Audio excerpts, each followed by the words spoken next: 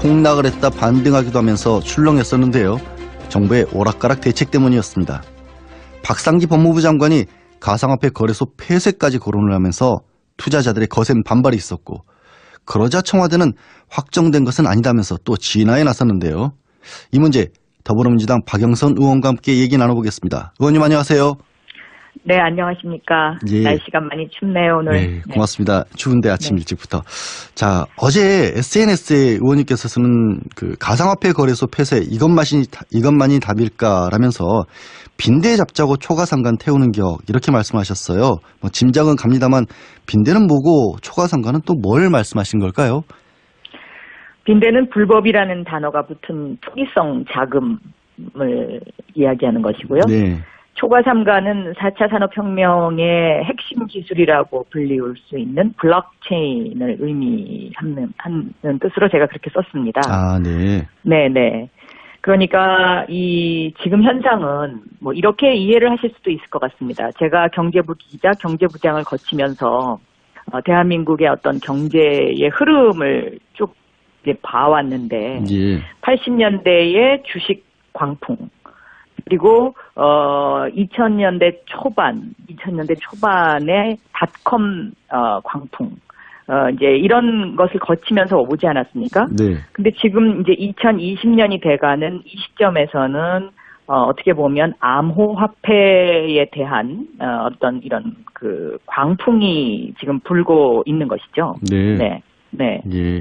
그런 어떤 경제 전문가로서의 입장을 좀 말씀을 하셨는데, 사실 이 법무부가 주무부처로 되면서부터 가상화폐가 규제의 일변도로 가는 게 아니라는 우려는 이미 나왔었거든요. 네. 아니나 다를까 잠깐 초두에 말씀드린 것처럼 법무부 장관은 그래서 폐쇄까지 거론을 했고, 거기에 대해서도 사실 최종국 금융위원장이 이것도 조율될 발언이라고 했었어요. 그런데 예. 청와대는 최종안이 아니다. 이 국민들은 혼란스럽거든요. 혹시 정부 입장이 정확히 뭔지 알아보셨나요? 저는 청와대가 이게 확정된 것이 아니다라는 그런 그 스탠스를 취한 거는 잘한 일이라고 생각합니다. 네. 왜냐하면 이런 어떤 그 경제와 이 경제를 규율하는 법과의 어떤 균형점을 찾는 것, 이것이 굉장히 중요하지 않습니까? 네. 그래서 이거를 경제 쪽에다가 무게를 둘 것이냐, 아니면 어떤 규제나 뭐 이런 그 범죄 행위 쪽에다가 무게를 둘 것이냐에 이제 이런 관점이 있을 수 있는데요. 네. 어제 법무부 장관의 발언은 규제나 이런 어떤 이것을 범죄 행위로 보고 도박으로 보고 하는 그런 쪽에 너무 방점이 찍혔던 것이죠. 네. 그리고 최종국 금융위원장이 여기에 덩달아 같이 이제 이게 조율된 것이다라고 발언을 할 수밖에 없는 이유는, 지금 예를 들면 우리나라가 증권이 코스피에서 코스닥이라는 것이 만들어졌잖아요. 네. 그런데 코스닥이 만들어질 때도 굉장히 논란이 많았습니다. 이게 뭐 투기장이 될 거다, 뭐 어쩌다. 그러나 어쨌든 그런 그 홍역을 앓고서 지금 어느 정도 안정적인 이제 그 코스닥 시장이 형성됐는데, 어떻게 보면 이 코스닥 시장과 지금 가상화폐, 암호화폐라고 불리우는 이 거래소, 이 시장이 서로 경쟁 관계에 있다고도 저는 보여집니다. 네. 그러니까 이 암호화폐 거래량이 늘어나면 코스닥 시장의 거래량이 줄어들고, 또 암호화폐의 거래량이 줄면 코스닥 시장의 거래량이 늘어나는 이런 상호 경쟁 관계. 다시 말하면 기존의 금융 질서와 새로 태어나는 신생 금융 질서의 어떤 이렇게 그 치열한 다툼이 지금 벌어지고 있는 그런 현상이거든요. 네. 그러니까 금융위원장 입장에서는 현재의 기존의 금융 질서를 보호해야 한다는 그러한 것이 강하게 작용했기 때문에 법무부 장관과 말을 같은 흐름으로 갈 수밖에 없을 것이다. 저는 어떻게 그렇게 이해하고 있습니다. 아, 네. 네.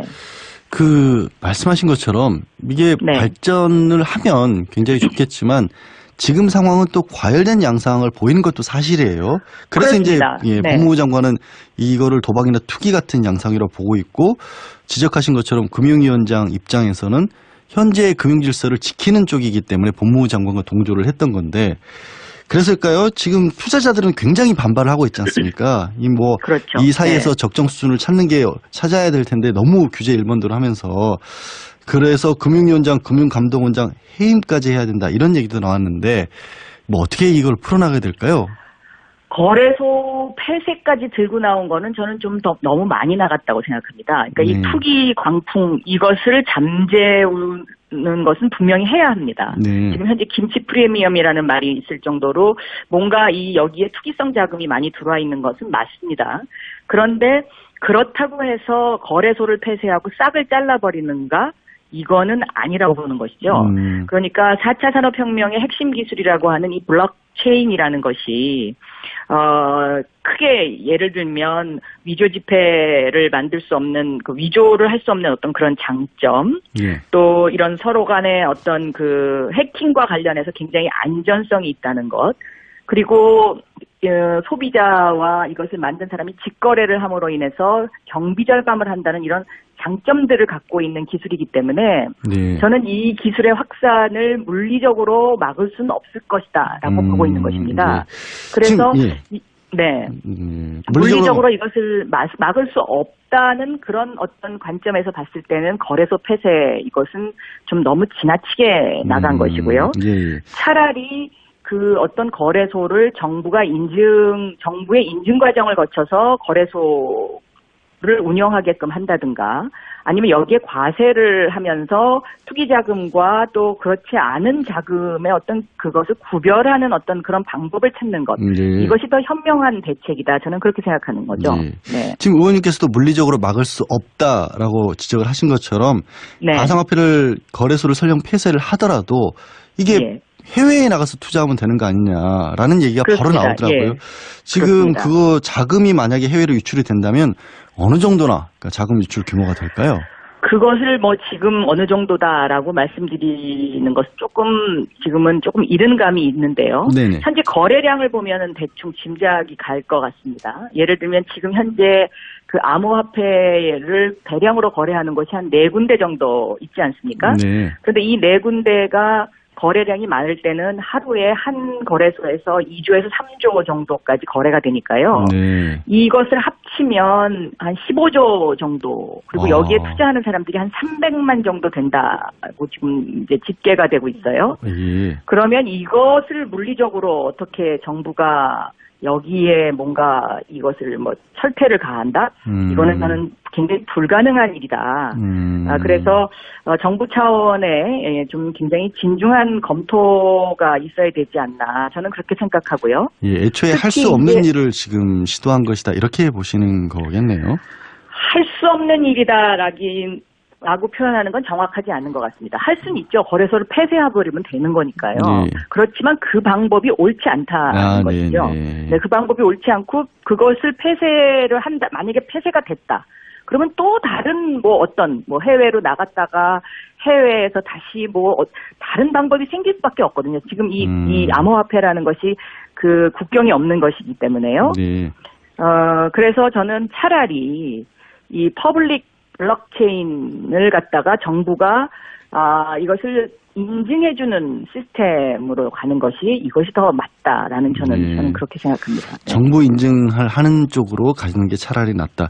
그러면 왜냐하면 미국 같은 경우에는 지금 그 국민연금이라든가 뭐 이런 그 연금 지급을 이렇게 암호화폐로 하는 것을 지금 굉장히 연구하고 추진하고 있고 또 일본에서도 지금 이것을 화폐로 인정할 수 있는 가능성이 상당히 지금 높아지고 있습니다.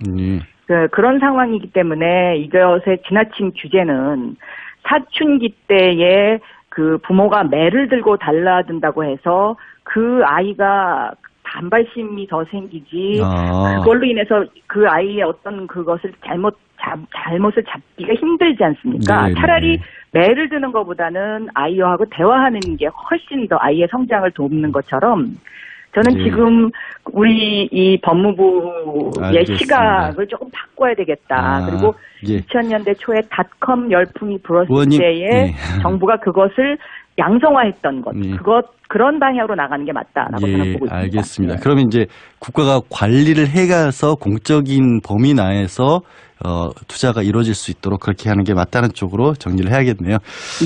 알겠습니다. 오늘 말씀 여기까지 듣겠습니다. 네, 감사합니다. 지금까지 더불어민주당 박영선 의원이었습니다. 하는 그런 쪽에 너무 방점이 찍혔던 것이죠. 그리고 최종구 금융위원장이 여기에 덩달아 같이 이제 이게 조율된 것이다라고 발언을 할 수밖에 없는 이유는 지금 예를 들면 우리나라가 증권이 코스피에서 코스닥이라는 것이 만들어졌잖아요. 네. 그런데 코스닥이 만들어질 때도 굉장히 논란이 많았습니다. 이게 뭐 투기장이 될 거다, 뭐 어쩌다. 그러나 어쨌든 그런 그 홍역을 앓고서 지금 어느 정도 안정적인 이제 그 코스닥 시장이 형성됐는데 어떻게 보면 이 코스닥 시장과 지금 가상화폐, 암호화폐라고 불리우는 이 거래소, 이 시장이 서로 경쟁 관계에 있다고도 저는 보여집니다. 네. 그러니까 이 암호화폐 거래량이 늘어나면 코스닥 시장의 거래량이 줄어들고 또 암호화폐의 거래량이 줄면 코스닥 시장의 거래량이 늘어나는 이런 상호 경쟁 관계. 다시 말하면 기존의 금융 질서와 새로 태어나는 신생 금융 질서의 어떤 이렇게 그 치열한 다툼이 지금 벌어지고 있는 그런 현상이거든요. 네. 그러니까 금융위원장 입장에서는 현재의 기존의 금융 질서를 보호해야 한다는 그러한 것이 강하게 작용했기 때문에 법무부 장관과 말을 같은 흐름으로 갈 수밖에 없을 것이다. 저는 어저께 그렇게 이해하고 있습니다. 네. 네. 그 말씀하신 것처럼 이제 이런 것을 거치면서 오지 않았습니까? 네. 근데 지금 이제 2020년이 돼가는 이 시점에서는 어떻게 보면 암호화폐에 대한 어떤 이런 그 광풍이 지금 불고 있는 것이죠. 네. 네. 네. 예. 그런 어떤 경제 전문가로서의 입장을 좀 말씀을 하셨는데 사실 이 법무부가 주무부처로 되면서부터 가상화폐가 규제 일변도로 가는 게 아니라는 우려는 이미 나왔었거든요. 네. 아니나 다를까 잠깐 초두에 말씀드린 것처럼 법무부 장관은 거래소 폐쇄까지 거론을 했고 거기에 대해서도 사실 최종국 금융위원장이 이것도 조율된 발언이라고 했었어요. 그런데 예. 청와대는 최종안이 아니다. 이 국민들은 혼란스럽거든요. 혹시 정부 입장이 정확히 뭔지 알아보셨나요? 저는 청와대가 이게 확정된 것이 아니다라는 그런 그 스탠스를 취한 거는 잘한 일이라고 생각합니다. 네. 왜냐하면 이런 어떤 그 경제와 이 경제를 주율하는 법과의 어떤 균형점을 찾는 것, 이것이 굉장히 중요하지 않습니까? 네. 그래서 이거를 경제 쪽에다가 무게를 둘 것이냐, 아니면 어떤 규제나 뭐 이런 그 범죄 행위 쪽에다가 무게를 둘 것이냐에 이제 이런 관점이 있을 수 있는데요. 네. 어제 법무부 장관의 발언은 규제나 이런 어떤 이것을 범죄 행위로 보고 도박으로 보고 이게 네. 발전을 하면 굉장히 좋겠지만 지금 상황은 또 과열된 양상을 보이는 것도 사실이에요. 그래서 그렇습니다. 이제 네. 법무부 장관은 이거를 도박이나 투기 같은 양상이라고 보고 있고 지적하신 것처럼 금융위원장 입장에서는 현재의 금융 질서를 지키는 쪽이기 때문에 법무부 장관과 동조를 했던 건데 그래서일까요? 지금 투자자들은 굉장히 반발을 하고 있지 않습니까? 그렇죠. 이 사이에서 네. 적정 수준을 찾아야 될 텐데 너무 규제 일본도로 하면서 그래서 금융위원장, 금융감독원장 해임까지 해야 된다 이런 얘기도 나왔는데 뭐 어떻게 이걸 풀어나가야 될까요? 거래소 폐쇄까지 들고 나온 거는 저는 좀 더 너무 많이 나갔다고 생각합니다. 그러니까 이 투기 광풍 이것을 잠재우는 것은 분명히 해야 합니다. 네. 지금 현재 김치 프리미엄이라는 말이 있을 정도로 뭔가 여기에 투기성 자금이 많이 들어와 있는 것은 맞습니다. 그런데 그렇다고 해서 거래소를 폐쇄하고 싹을 잘라버리는가? 이거는 아니라고 보는 것이죠. 그러니까 4차 산업혁명의 핵심 기술이라고 하는 이 블록체인이라는 것이 크게 예를 들면 위조 지폐를 만들 수 없는 그 위조를 할 수 없는 어떤 그런 장점, 예. 또 이런 서로 간의 어떤 그 해킹과 관련해서 굉장히 안전성이 있다는 것, 그리고 소비자와 이것을 만든 사람이 직거래를 함으로 인해서 경비 절감을 한다는 이런 폭락을 했다 반등하기도 하면서 출렁였었는데요. 정부의 오락가락 대책 때문이었습니다. 박상기 법무부 장관이 가상화폐 거래소 폐쇄까지 거론을 하면서 투자자들의 거센 반발이 있었고 그러자 청와대는 확정된 것은 아니다면서 또 진화에 나섰는데요. 이 문제 더불어민주당 박영선 의원과 함께 얘기 나눠보겠습니다. 의원님 안녕하세요. 네, 안녕하십니까. 예. 날씨가 많이 춥네요, 오늘. 네, 고맙습니다. 추운데 아침 네. 일찍부터.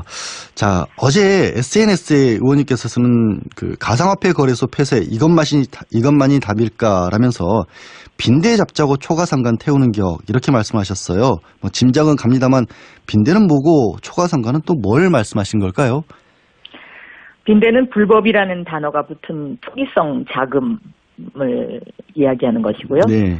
초과삼가는 4차 산업혁명의 핵심 기술이라고 불리울 수 있는 블록체인을 의미하는 뜻으로 제가 그렇게 썼습니다. 아, 네. 네네.